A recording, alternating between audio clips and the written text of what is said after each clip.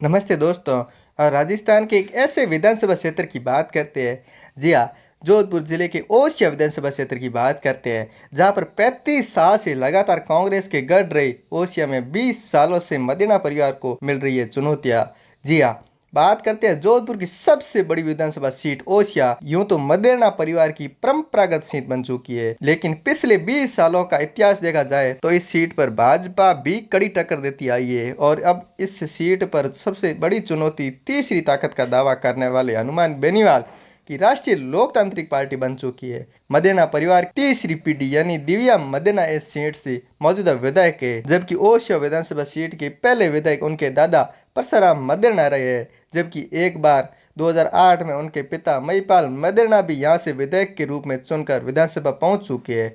जी हाँ, इस सीट की खासियत देखा जाए तो ओसिया विधानसभा सीट पर सबसे ज्यादा 4 बार कांग्रेस के नेता नरेंद्र सिंह भाटी ने जीत हासिल की। नरेंद्र सिंह भाटी 1980 से 1990 तक लगातार 10 साल विधायक रहे। इसके बाद नरेंद्र सिंह भाटी ने 1993 और 1998 का भी विधानसभा चुनाव जीता। वह ओसिया के विधायक के रूप में विधानसभा पहुंचे। जबकि रंजीत सिंह 3 बार विधायक बने। रंजीत सिंह ने 1967 में पहली बार विधायकी हासिल की। इसके बाद वह लगातार 2 बार जीते और 1980 तक विधायक रहे। जबकि परसराम मदेना 1957 से 1967 तक विधायक रहे। जबकि राम नारायण बिश्नोई, बन्ने सिंह, भैराराम चौधरी ओसिया सीट से एक एक बार विधायक चुने गए हैं। जबकि भोपालगढ़ से विधायक रहे महिपाल मदेना भी यहाँ से एक बार विधायक चुने गए। अब बात करते हैं दिव्या मदेना की। दिव्या मदेना को राजस्थान के सबसे तेज ओजस्वी वक्ता के रूप में और कड़क स्वभाव के रूप में माना जाता है। राजस्थान के बड़े सियासी परिवार से ताल्लुक रखने वाली दिव्या मदेना की इमेज पिछले 5 सालों में एक तेज तर्रार विधायक के रूप में बनी है।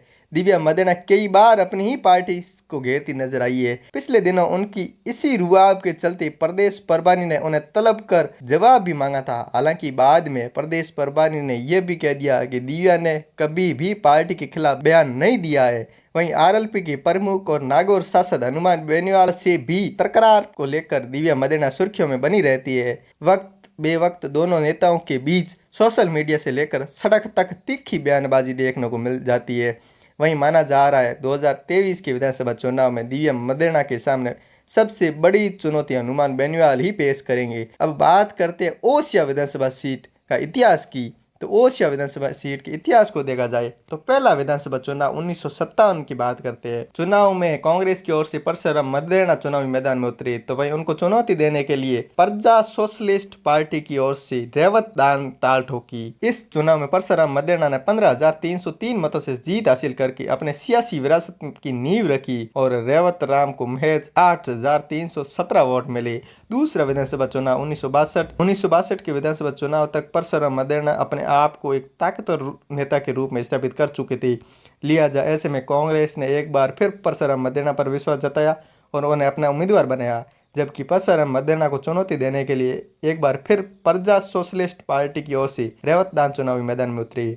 इस चुनाव में रेवत दान के पक्ष में 10,721 वोट पड़े, तो वहीं परसराम मदेना एक बार फिर अपनी धाक जमाने में कामयाब हुए और तकरीबन 7,000 से ज्यादा मतों के अंतर से विजय हासिल की। फिर तीसरा विधानसभा चुनाव 1967 के विधानसभा चुनाव में कांग्रेस ने ओसिया पंचायत समिति के प्रधान रही रणजीत सिंह राठौड़ को टिकट दिया, जिसके बाद उनके खिलाफ स्वतंत्र पार्टी के उम्मीदवार ने ताल ठोकी। इस चुनाव में रणजीत सिंह राठौड़ की बड़े अंतर से जीत हुई। रणजीत सिंह राठौड़ अब एक नया इतिहास लिखने को तैयार थी। चौथा और पांचवा विधानसभा चुनाव 1972 और 1977। 1967 विधानसभा चुनाव में ओसिया के पहले प्रधान रहे रणजीत सिंह राठौड़ जीत हुई, जिसके बाद कांग्रेस का भरोसा रणजीत सिंह राठौड़ पर बढ़ गया। 1972 के चुनाव में कांग्रेस ने एक बार फिर रणजीत सिंह राठौड़ पर ही भरोसा जताया और उनके सामने स्वतंत्र पार्टी के रतन सिंह ने ताल ठोकी। इस चुनाव में रणजीत सिंह के पक्ष में लहर बनी और 31,779 वोट उनके पक्ष में पड़े। इस चुनाव में रणजीत सिंह के हाथों रतन सिंह को हार का सामना करना पड़ा। इसी तरह 1977 के विधानसभा चुनाव में एक बार फिर रणजीत सिंह ही कांग्रेस के उम्मीदवार बने और उन्होंने सबसे करीबी प्रतिद्वंदी बन्ने सिंह को हराकर तीसरी बार विधानसभा पहुंचे। फिर छठा विधानसभा चुनाव 1980 1980 आते आते देश की सियासी तस्वीर बदल चुकी थी। कांग्रेस अपने बुरे दौर से गुजर रही थी और 1980 के दौर में हुए विधानसभा चुनाव में कांग्रेस आई की ओर से नरेंद्र सिंह भाटी चुनावी मैदान में, तो वहीं कांग्रेस यू की ओर से बदन सिंह चौधरी उम्मीदवार बने। इंदिरा गांधी के दौर में हुए चुनाव में कांग्रेस आई के नरेंद्र सिंह भाटी जीत हुई, वहीं पहली बार विधायक के रूप में विधानसभा पहुंचे। फिर सातवां विधानसभा चुनाव 1985 के विधानसभा चुनाव में कांग्रेस ने नरेंद्र सिंह भाटी पर फिर भरोसा जताया और उन्हें अपना प्रत्याशी बनाया, जबकि कांग्रेस के टिकट पर 15 साल विधायक रही रणजीत सिंह ने निर्दलीय तौर पर चुनौती पेश की। इस चुनाव में रणजीत सिंह को करारी हार का सामना करना पड़ा और नरेंद्र सिंह भाटी 37,128 वोटों के साथ एक बार फिर विधानसभा पहुंचे। फिर आठवां विधानसभा चुनाव 1990 के विधानसभा चुनाव में पहली बार ओसिया विधानसभा सीट सियासी तस्वीर बदलती हुई नजर आई। पिछले 35 सालों में एक सत्र राज करने वाली कांग्रेस के लिए यह चुनाव बेहद ही चुनौतीपूर्ण रहा। कांग्रेस ने अपने मजबूत उम्मीदवार नरेंद्र सिंह भाटी को इस चुनाव में फिर अपना उम्मीदवार बनाया, जबकि जनता दल की एंट्री ने कांग्रेस की मुश्किलें बढ़ा दी थी। जनता दल की ओर से राम नारायण विश्नोई उम्मीदवार बने।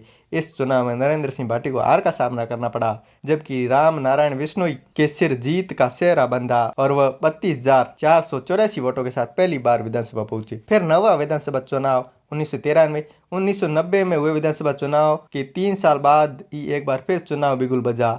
इस चुनाव में कांग्रेस के सबसे मजबूत सिपाही बन चुके नरेंद्र सिंह भाटी पर चुनावी मैदान में उतरे, जबकि इस चुनाव में भाजपा की एंट्री हो चुकी थी। भाजपा ने जनता दल से विधायक रहे राम नारायण विश्नोई को टिकट दिया। हालांकि जब चुनावी नतीजा आए तो राम नारायण विश्नोई 29,499 वोट पाकर भी हार चुके थे, जबकि 1980 से 1990 तक कांग्रेस के विधायक रहे नरेंद्र सिंह भाटी की बड़े अंतर से जीत हुई और वह 30वीं बार विधानसभा पहुंचे। फिर 10वां विधानसभा चुनाव 1998 के विधानसभा चुनाव में भाजपा ने रणनीति बदली और अब कांग्रेस के उम्मीदवार नरेंद्र सिंह भाटी के खिलाफ एक मजबूत राजपूत उम्मीदवार के तौर पर राघवेंद्र प्रताप सिंह को उतारा। हालांकि भाजपा की रणनीति असफल रही और राघवेंद्र प्रताप सिंह को हार का सामना करना पड़ा, जबकि नरेंद्र सिंह भाटी चौथी बार ओसिया के विधायक चुने गए। फिर 11वां विधानसभा चुनाव 2003 के विधानसभा चुनाव में एक बार फिर ओसिया की सियासी इतिहास में सिर्फ बड़ा बदलाव लेकर इस चुनाव में कांग्रेस ने अपने 4 बार विधायक रहे नरेंद्र सिंह भाटी को चुनावी जंग में उतारा, तो वहीं बीजेपी ओसिया के बड़े चेहरे बन्ने सिंह को लेकर आई। इस चुनाव में बन्ने सिंह को 47,414 वोटों से जीत हुई, जबकि नरेंद्र सिंह भाटी को हार का सामना करना पड़ा। फिर 12वां विधानसभा चुनाव 2008 में इस चुनाव में ओसिया सीट का जातीय गणित बदल चुका था, क्योंकि चुनाव से पहले हुए परिसीमन की वजह से एक बार फिर नया इतिहास रचा जाना था। विधानसभा चुनाव में कांग्रेस ने ओसिया के पहले विधायक रहे वरिष्ठ जाट नेता परसराम मदेना के पुत्र महिपाल मदेना को टिकट दिया। महिपाल मदेना इससे पहले भोपालगढ़ से चुनाव लड़ते आ रहे थे, लेकिन भोपालगढ़ परिसीमन के बाद आरक्षित सीट हो गई, लिहाजा ऐसे में महिपाल मदेना चुनावी ताल ठोकने के लिए ओसिया सीट में आ गए, जबकि उन्हें निर्दलीय उम्मीदवार शंभू सिंह से कड़ी टक्कर दी। इस चुनाव में महिपाल मदेना की जीत हुई, हालांकि उनका कार्यकाल विवादों से भरा रहा। फिर 13वां विधानसभा चुनाव 2008 में कांग्रेस के टिकट पर चुनाव जीत चुकी महिपाल मदेना कार्यकाल बेहद विवादों से भरा रहा, लिहाजा इसका फायदा 2013 में विधानसभा चुनाव में भाजपा को मिला। भाजपा की ओर से भैराराम चौधरी चुनावी ताल ठोक रहे थे, तो वहीं मदेना की बहू लीला मदेना कांग्रेस के टिकट पर चुनावी मैदान में उतरी। हालांकि लीला मदेना को हार का सामना करना पड़ा और भैराराम चौधरी की जीत हासिल हुई। फिर 14वां विधानसभा चुनाव 2018 के विधानसभा चुनाव में एक बड़ी चुनौती कांग्रेस के सामने थी। कांग्रेस ने मदेना परिवार की अगली पीढ़ी पर ही दांव खेलते हुए दिव्या मदेना को अपना उम्मीदवार बनाया। दिव्या मदेना के कंधों पर अपने दादा और पिता की सियासी विरासत को आगे बढ़ाने की चुनौती थी, तो वहीं बीजेपी की ओर से भैराराम चौधरी उम्मीदवार बने। हालांकि पहली बार चुनाव लड़ रही दिव्या मदेना की बड़े अंतर से जीत हुई और वह ओसिया के सियासी इतिहास की पहली महिला विधायक चुनी गई। सबसे बड़ी जीत और हार के अंतर देखा जाए, ओसिया विधानसभा सीट पर सबसे बड़ी जीत का रिकॉर्ड दर्ज रणजीत सिंह राठौर के नाम पर है। 1972 के विधानसभा चुनाव में कांग्रेस के टिकट पर चुनाव जीते रणजीत सिंह राठौर ने 22,841 वोटों के अंतर से स्वराज पार्टी के रतन सिंह को चुनावी शिकस्त दी थी, जबकि इसके कुछ सालों बाद ओसिया की जनता ने सबसे बड़ा मुकाबला भी देखा। यह मुकाबला 1990 विधानसभा चुनाव का था। इस चुनाव में राम नारायण विश्नोई वर्सेस नरेंद्र सिंह भाटी देखने को मिला। जब जनता दल के टिकट पर चुनाव लड़ रही राम नारायण सिंह विश्नोई को 32,484 वोट मिले, जबकि कांग्रेस के उम्मीदवार नरेंद्र सिंह भाटी को 32,405 वोट मिले, यानी जीत और हार का अंतर महज 79 वोटों का था। यह चुनाव ओसिया चुनाव इतिहास में सबसे कम अंतर से जीत के रूप में दर्ज हो गई थी। तो दोस्तों अब बात करते हैं 2023 की विधानसभा चुनाव की। तो 23 के विधानसभा चुनाव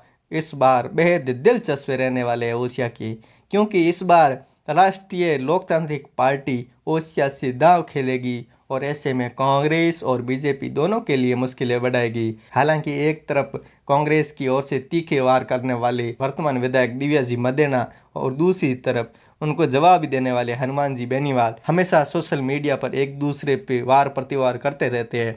और ऐसे में तीसरी तरफ से भैराराम जी सियोल जो शांत बैठे रहते हैं। इस बार किस तरफ पाला बदलेगा, क्योंकि युवा वोट बैंक ज़्यादातर राष्ट्रीय लोकतांत्रिक पार्टी की तरफ बढ़ रहे हैं। और इस बार यदि राष्ट्रीय लोकतांत्रिक पार्टी ने राजपूत उम्मीदवार को टिकट दे दी तो फिर ये वास्तविक में दांव कांग्रेस के लिए महंगा पड़ेगा। ऐसा इसलिए प्रतीत हो रहा है क्योंकि हनुमान बेनीवाल दिव्या मदेना को हराना चाहते हैं। उन्होंने बोला कि मैं किसी भी हालत में दिव्या मदेना को चुनौती दूंगा। ऐसा इसलिए दिख रहा है अब कि हनुमान बेनीवाल इस बार राजपूत कैंडिडेट पर ही दांव खेलेंगे, क्योंकि एक तरफ दिव्या मदेना जाट कैंडिडेट है तो दूसरी तरफ भैराराम सियोल भी जाट कैंडिडेट है। अब तीसरा कैंडिडेट यदि ओसियासी राजपूत लाया गया तो ऐसे में ये दांव खेल सकते हैं। अब आने वाला समय बताएगा कि किसकी तरफ ये पाला बैठेगा। धन्यवाद दोस्तों।